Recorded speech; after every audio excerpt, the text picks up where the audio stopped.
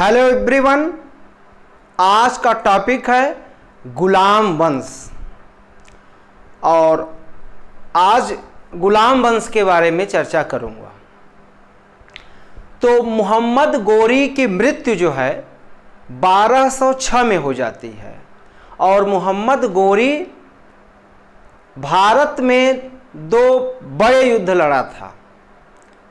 तराइन का प्रथम युद्ध 1191 में, तराइन का द्वितीय युद्ध 1192 में, और उसने जो है पृथ्वीराज चौहान को पराजित किया था। फिर 1206 में उसकी मृत्यु हो जाती है।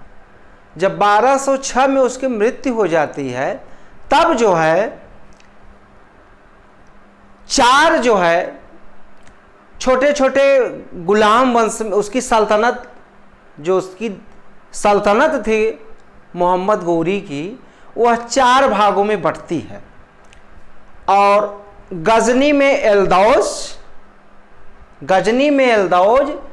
सिंध में कुबाचा, मतलब जब उसकी मृत्यु हो जाती है तो गजनी में एलदौज का शासन था हो गया, सिंध में कुबाचा का शासन, बंगाल में बख्तियार और दिल्ली में कुतुबुद्दीन ऐबक, वह दिल्ली की गद्दी पर बैठता है। और कुतुबुद्दीन ऐबक भारत का प्रथम मुस्लिम शासक था। इसके पहले हम थोड़ा सा ध्यान दें तो भारत पर अरबों ने अटैक किया है 712 ईस्वी में, और मोहम्मद बिन कासिम ने अटैक किया था 712 में। वह अरबी था और वह कहाँ अटैक किया था? सिंध पर, देवल, जहाँ राजा दाहिर शासन करता था। लेकिन उसके बाद महमूद गजनवी भी आता है। और फिर जो है हम यहाँ से शुरू करते हैं गुलाम वंश से। और इसमें जो हमने बताया, अब थोड़ा सा कुतुबुद्दीन ऐबक के बारे में भी जान लें।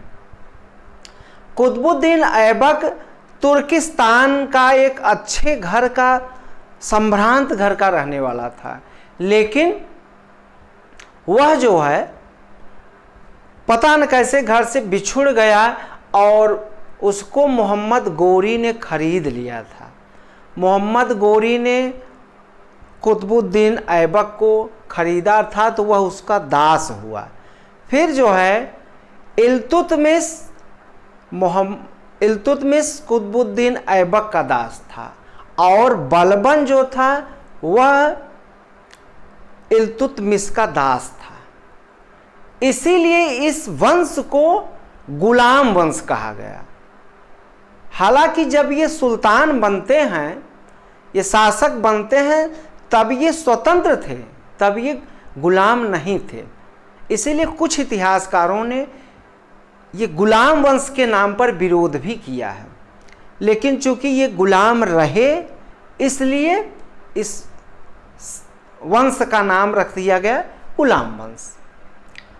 और कुतुबुद्दीन ऐबक प्रतिभाशाली व्यक्तित्व था और यह मोहम्मद गोरी के नेतृत्व में प्रतिनिधि के रूप में बहुत सारे युद्ध भारत में गोरी के साथ लड़ा था और जीतता भी है। और सबसे पहले अजमेर पर अटैक किया था 1202 के करीब। वैसे तो अजमेर में जो है 1192 डेट है मोहम्मद गोरी के साथ जो अटैक करता है, तो अजमेर में अटैक, फिर उसके बाद नहरवाला के शासक, और यहाँ पर जब अटैक करता है अजमेर पर तो अजमेर के शासक को पराजित कर देता है और अपने प्रतिनिधित्व वाले व्यक्ति को वहाँ पर शासन सौंप देता है। नहरवाला का शासक जो था भीमदेव, इसको भी पराजित कर देता है। फिर कुतुबुद्दीन ऐबक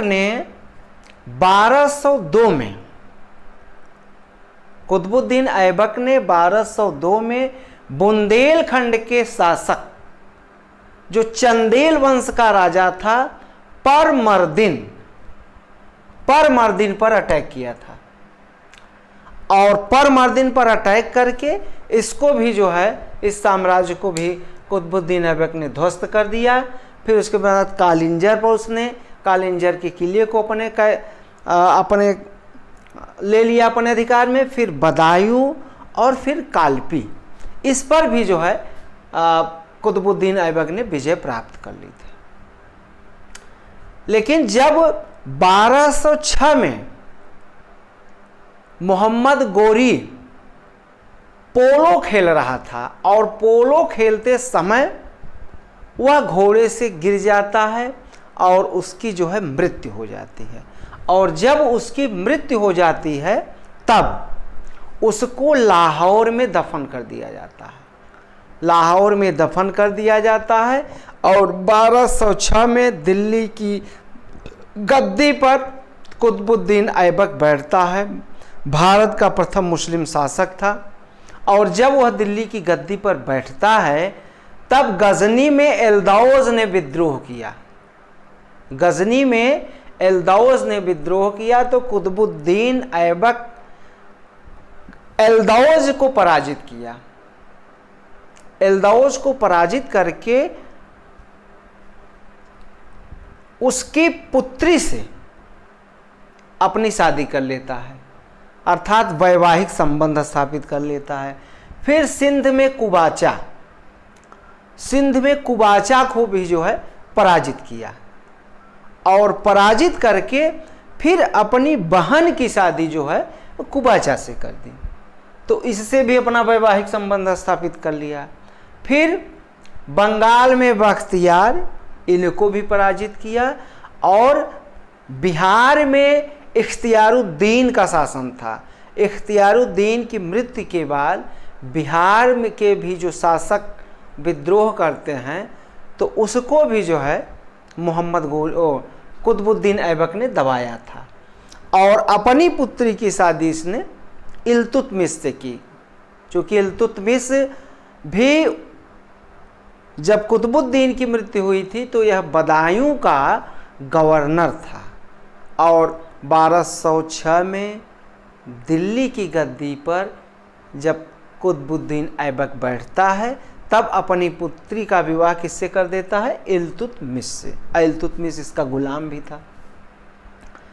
तो कुतुबुद्दीन ऐबक ने कई कार्य किए जो ऐतिहासिक दृष्टि से मशहूर हैं। सबसे पहले दिल्ली में मेहरौली में जहाँ चंद्रगुप्त द्वितीय का लौह स्तंभ है, उसी परिसर में इसने कुतुब मीनार का निर्माण कराया।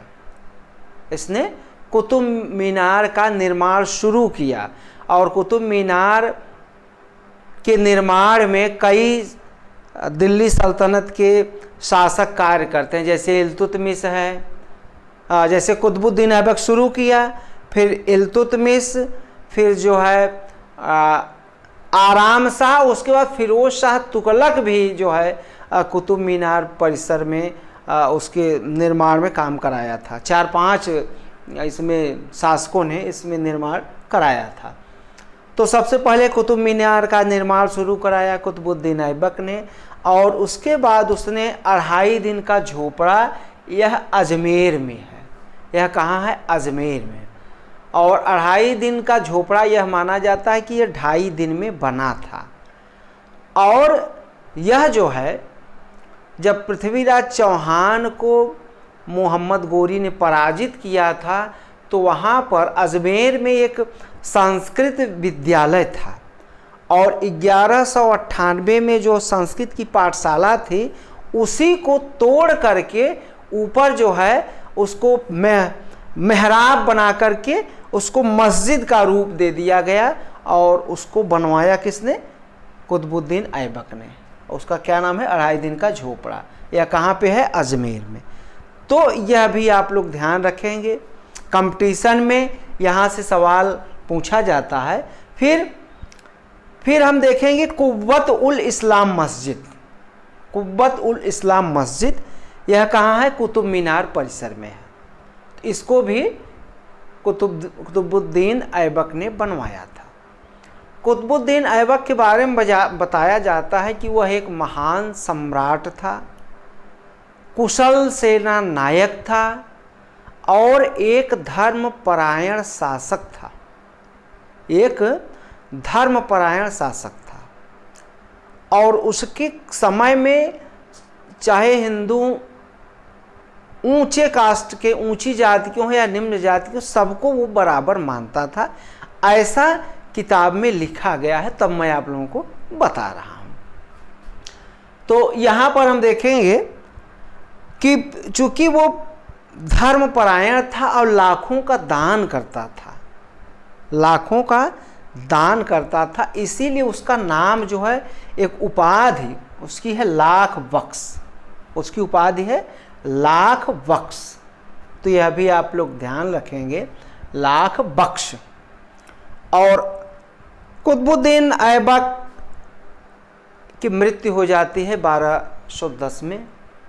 फिर जो है जब उसकी मृत्यु हो जाती है तो उसका पुत्र जो है वह आराम शाह नाम था, और आराम शाह जो है गद्दी पर बैठता है।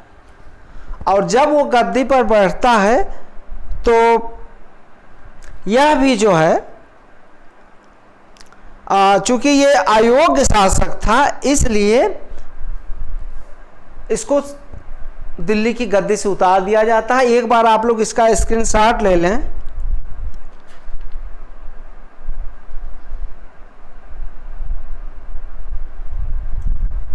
और अब देखेंगे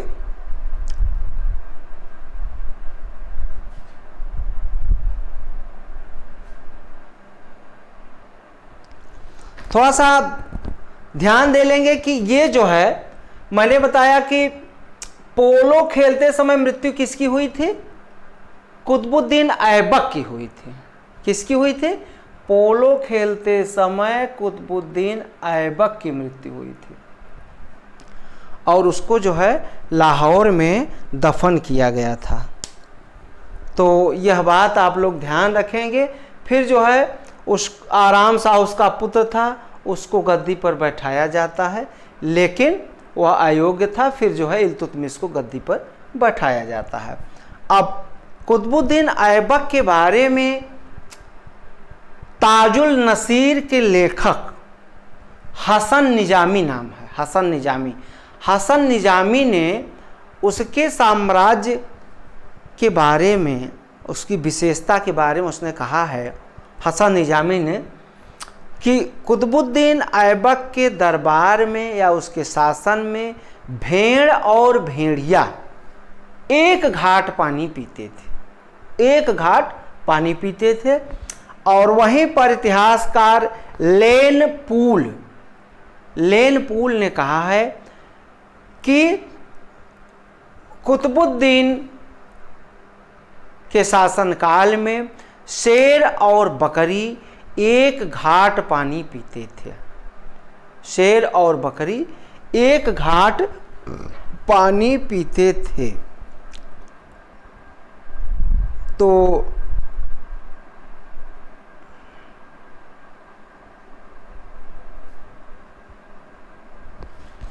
आज इतना है।